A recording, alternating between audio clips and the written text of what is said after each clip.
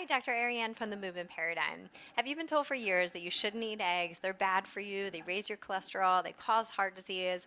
Well, I'm here to talk today about how you can and should consider including them in a healthy diet.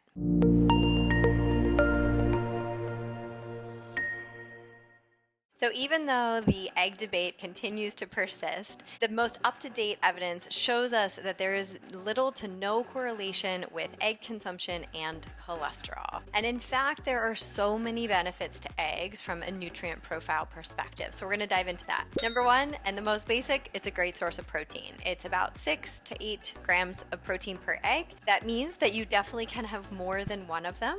And they have all of the essential amino acids because it is an animal protein. So that is really vital for very specific chemical reactions in the body. Eggs are also a great source of fat. This can help to support specific absorption of nutrients, especially A, D, E, and K, and support the health of our cells. Eggs have monounsaturated fats, polyunsaturated fats, as well as some saturated fat. They are also a great source of essential fatty acids, and that for most people is deficient. So really great source of it. And I do want to note that the yolk does have dietary cholesterol, but there is no link for dietary cholesterol to blood level cholesterol. It also contains many minerals, so phosphorus, calcium, potassium, magnesium. So it's a low cost food for very high nutrient dense value. Now, here are some other considerations about eggs. So you can have an egg sensitivity. You can also have an egg allergy. So it is important to be able to assess this. So even though there are lots of benefits to eggs, and I encourage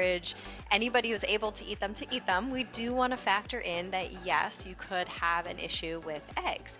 And so if you are going to assess eggs in your diet, if you know that you have an allergy, obviously this would not be appropriate for you, but if you were really looking a little bit further to see if you had any mild, moderate, or severe allergy, you could do blood testing, you could do skin prick testing. You could also do a food challenge, so a food elimination diet, looking for food sensitivities. In this case, you would eliminate eggs for 3 weeks entirely, so not even a bite, not snuck into a product. And then at the end of 3 weeks, or if you wanted to progress that, you could also do 6. At the end of the 3 weeks, you would reintroduce the eggs. So a serving of eggs would be actually 2 eggs. So you would have 2 eggs in the morning, you would have 2 eggs at night, and after that, you would not have eggs again and track your symptoms, digestive issues, headaches.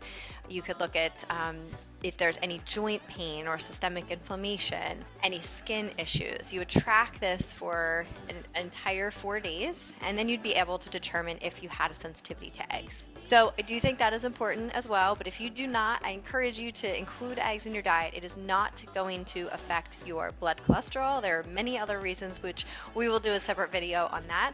But I also do want to emphasize that as it relates to fat and cholesterol and hormones, is that our entire sex steroid pathway starts with cholesterol. So cholesterol is actually really important. It just depends on how it's managed in our bodies.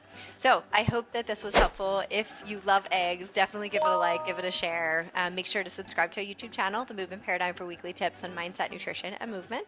And look forward to seeing you next time.